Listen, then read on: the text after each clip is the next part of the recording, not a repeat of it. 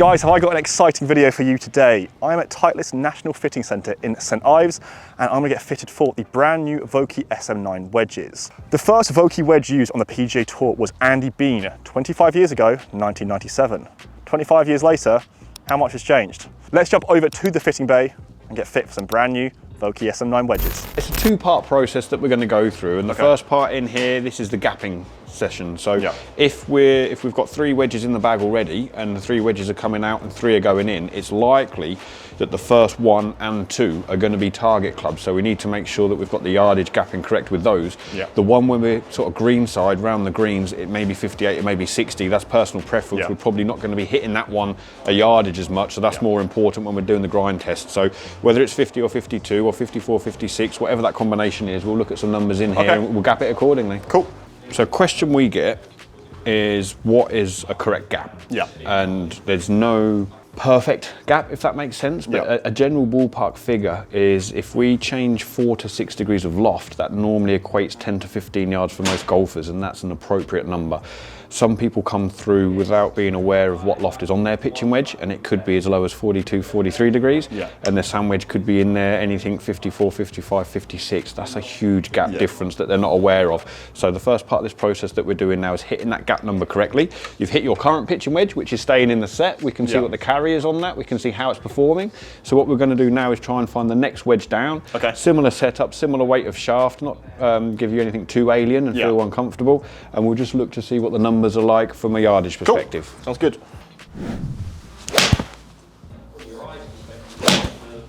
Nice stroke. Yeah, that's the better one. Good looking club down at address. You like that? Yeah, quite. I said not a lot of offset in comparison to other wedges, but still looks quite forgiving when you're thinking about something that is a higher lofted club, which I think a lot of people would quite like.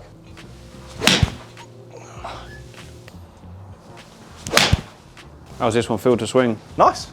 It's just like smooth. It doesn't feel like I'm in trouble with it at all, like fighting the club in a way.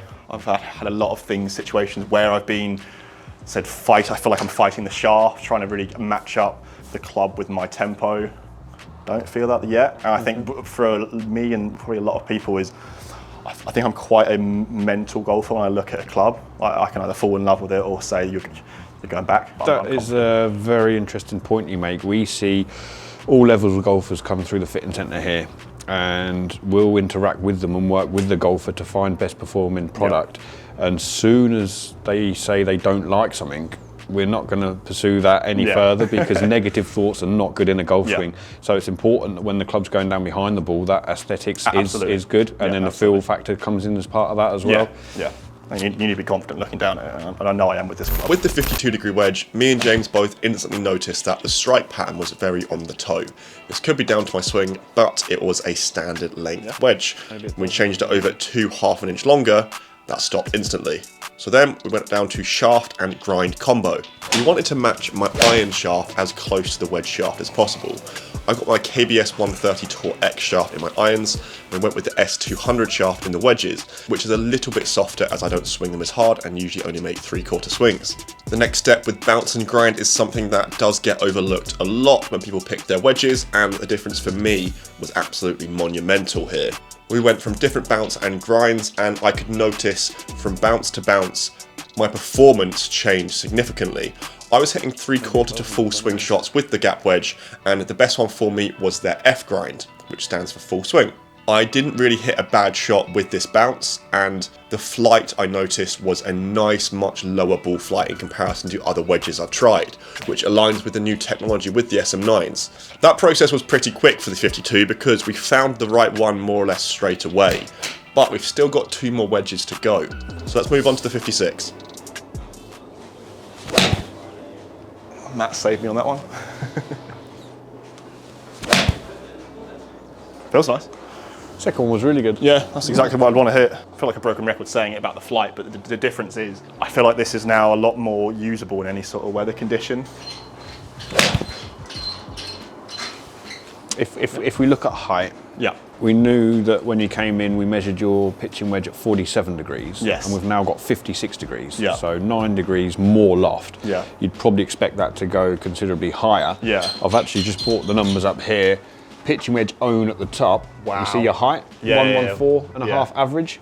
So we're sort of 12, 13 feet lower. You can physically see it with the eyes. The machine's just telling you exactly how far it is. So even though we've introduced 9 degrees more loft, it's actually coming through a really nice window with a great amount of spin. Good amount of spin, yeah. So I'm not worried about it bouncing to the green. It's going to one hop and stop type thing. Exactly that. And then a couple to the 50 board as a pitch. Hear that? Yeah. I know. One of us was going to say it. That's not perfect. No. But we can work with it. Yeah. We know what we can do. My pitching is problematic at best, I think. I struggle to deliver the club in the correct way of what the bounce I have. I definitely overthink it, but I kind of come and go from either shaft lean forwards, try and deliver it in the same place as what I've started with, or acting like I'm chipping it off a green and really trying to pick it. One of the great things about having all these grinds at our disposal is we can actually give you clubs for all scenarios. Yeah. So if we're going to go down the route of 52, 56, 60, and you're faced with that one where you're looking to maybe have a bit more shaft lean, get into the back of the ball, we can give you something with assistance that's not going to dig and it's going to come out and play a certain type of shot. But then the next one down, maybe, if it's going to start getting hard pan in the summer, or you want a club that's enabled you to slide the club under the ball and get it going aerial, we can kind of add 2 different grinds to cover everything. Year-round set, basically. Exactly No, that, without making changes. Good. Oh, it felt so nice. That sounded amazing. Very good. That's it. That's it. Yeah, no more full ones. Right. We'll pitch a couple in there to the 50 and see how... That was out the toe. Yes. That was good. Very good. Yeah. Very good. I think I could have middled that anymore. No. Very difficult to explain. Yeah. And as a club golfer, somebody hitting some of these wedges might feel it catching the ground. Right. But it's where it's catching, with which part of the golf club. Okay. For you, it's the trailing edge of the golf club. As it was coming through, there was a tiny bit too much there, and that was what was making it sound a little bit heavy. Sometimes if we've got too little bounce for a golfer, it's actually the leading edge that's catching and dragging through as well. So it's important that people identify which one of the two it is before deciding what route to go down if they're trying to do it themselves. If it's leading edge first, is that when you get quite a kind of dodgy divot type thing? That'll dig. Yeah, that'll dig. And that's where maybe going into, in the 56 degrees, a 12 or a 14 D grind or F grind is going to rescue you and give you a bit of assistance. Yeah. You're mid to slightly shallow angle of attack, so we don't actually need that extra in there. So the one that we've got there is actually the 10S, and that last one, it doesn't get any better. No, that's it. That's it for me. Good. Yeah. Good. It was easy. They're the shots I struggle with as well. I know, like those types of shots, I'm in my head. I'm thinking, what am I going to do here? I'm worried about the strike.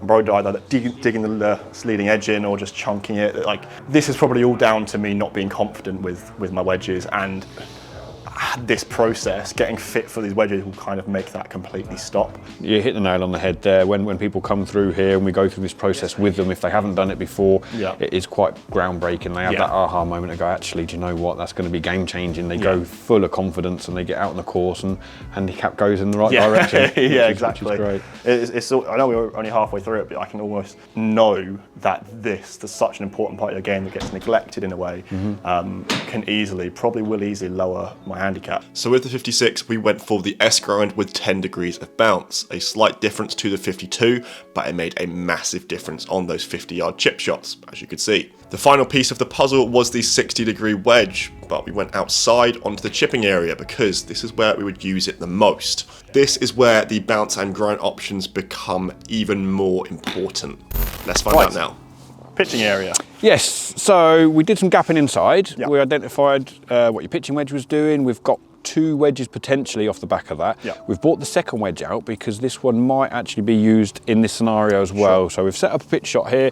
We're sort of 30 to 40 yards away from the hole. So the one that performed really well in there under the circumstances that we were hitting it, we've brought out here. Get you the right one. Thank you. And we're just going to check with turf interaction that it still produces the strike and the flight that we're after. Cool. I'll say it's dreadful. That's not great.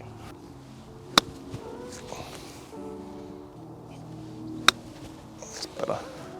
It sounds good. Yeah, it's I know that nicely. the dispersion isn't necessarily the best so far, but I don't think that's nothing down to the club. I'm hitting, arguably those shots are a little bit dispersion left and right is fine, but strike's good. I'm not paying attention to that at the minute because of what they've done to the greens this morning. Sure. But what is important is what's going on here. Yeah. Your delivery, the sound and the quality of the strike and the turf interaction. Yeah. And this is really good. Yeah, no, I completely agree. Very nice. Easy game, Very isn't nice. Yeah, that's great. Yeah. That was just more of a check to come out and do that. Of course. So if we're putting 3 wedges in to replace the 3 wedges that are coming out, we've ticked off 52 and we've ticked off 56. It makes sense that we're now looking at a 60-degree lob wedge. Yes. We've bought them all, and there's 5 of us, 5 of them for us to play with. And I won't bore you to death with the performance of all of them. Sure. But what I'd like to emphasise is all the heads are the same size. Right. They're the same loft. We've put the same shaft in, it's the same length and lie angles. Every single thing about each of these golf clubs is identical apart from the sole. Right. And what we're trying to do now is ascertain which one's going to be best performing for what you do. Yeah. So I might just do this as a bit of a blind test, and I'm going to hand you them one at a time. Yeah. You're going to put your technique on there.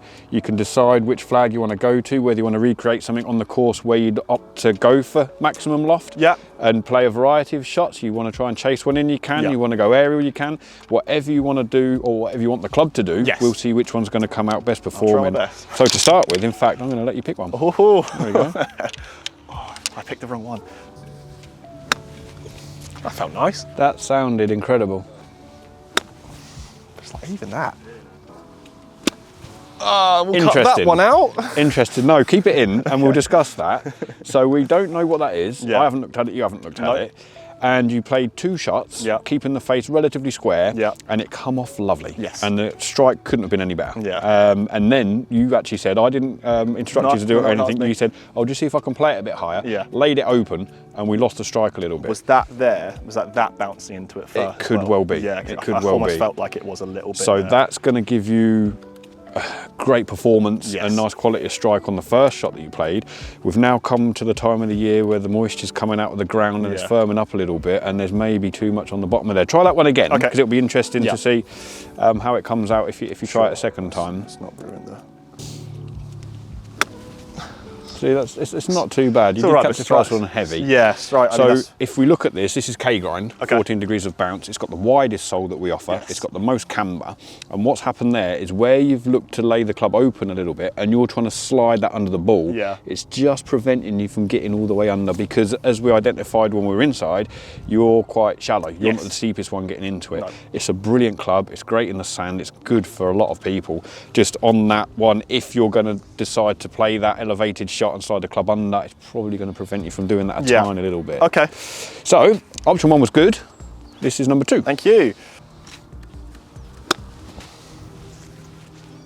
Was all right. Not bad. Ooh. Yeah, wasn't actually that bad. Very good. Yeah, that's nice. Very good. That was I think the last ones before that, I've been hitting, trying to get a bit high, whereas I should have probably started with just the bog standard one. Whatever that was the bog standard one there. That was class. That one. That one's easy. Just try a slightly higher one. Okay. Not necessarily a full flop. Okay. Just a little bit more elevation. See? Hey, I haven't done that in a few years. That's good. So it's really good. Interestingly, that is S. Is that the same as my 56? And that's what we've put in the 56. Okay. So it's a fairly narrow sole, bit of trailing edge relief. Of the 5 bounce options that we've got and grinds in the lob wedge, it sits smack bang in the middle. Okay. And it's quite versatile. Right. So it should, for somebody like yourself, give you the ability to play both shots that you're looking for, that lower, checkier one and that one when you need to get it elevated. It will slide under. So good option in number 2. Yeah. Let's try him. I've got 3 more. Thank you. There you go. That was good. That was rubbish. Probably the best one. Yeah, it was. Oh, I mean that's. Take that one off here for now. Yeah. This one was D, so this sits smack bang in between the first and the second one. Okay. So we've gone 14 to 10, back to 12, just for the way that we've actually selected them. Okay. So wasn't bad. For me, it just wasn't quite as good for me, as the no. I think the ridiculous amount of difference you can get between those clubs. I'm sure it's partly down to me as well. It can't be down to just the clubs, but you see the previous ones there, it was workable. I was hitting pretty much everything how I wanted to. Then to change quite a little thing changed it quite significantly, didn't it? And that's what so many people are unaware of. A bit low. Nice. Yeah, that was good.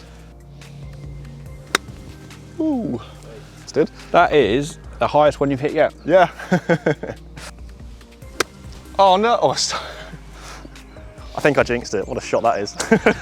So, this one is L. L. So this is the lowest one that we do, 4 degrees on it. It works really nice for you. Yeah. We saw you hit your highest one with it. Yeah, because definitely. this has got the smallest sole, if you like, and the thinnest and the lowest bounce, it's able to slide underneath. Yeah. So the ball's kind of riding up the face a little bit, coming up nice and elevated. The problem is that last shot that you hit, because there's nothing there to, well, there's not much to rescue you. When you do catch that leading edge, it just digs a tiny bit and it just stalls a little bit. There is another option that you haven't hit yet. Oh no. Which is very, very similar to the one that you're holding, but it may just give you that tiny bit of assistance on that one that you hit at the end there. No pressure. That's nice, really nice, yeah. Oh yeah. Yeah, that's middle.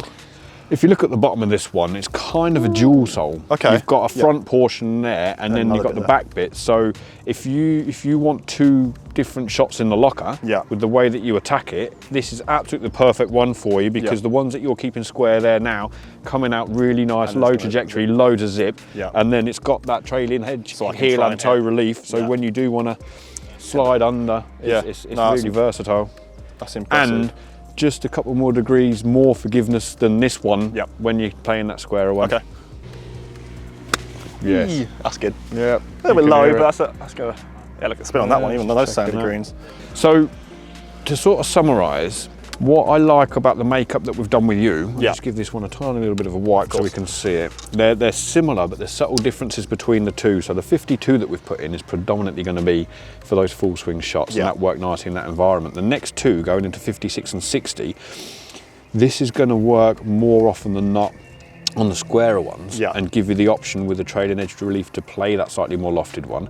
But if you do want it to go more aerial, it makes sense just to opt for more loft, and then you've got the dual sole of that one giving you every shot in the locker that you need to hit. So 2 subtly different ones giving you a load of options, but best performing for how you deliver it. No, I think that's almost exactly what I'd want. It's a progressive set in a way that I've got every single shot I want to hit within the 3 clubs, because I would always think if you could get the same grind and bounce for everything, but as you said, you don't need that. You arguably need different things for different types of shots. So I think we've hit the nail on the head with those selections. Guys, if you couldn't tell, I was absolutely blown away by that fitting process.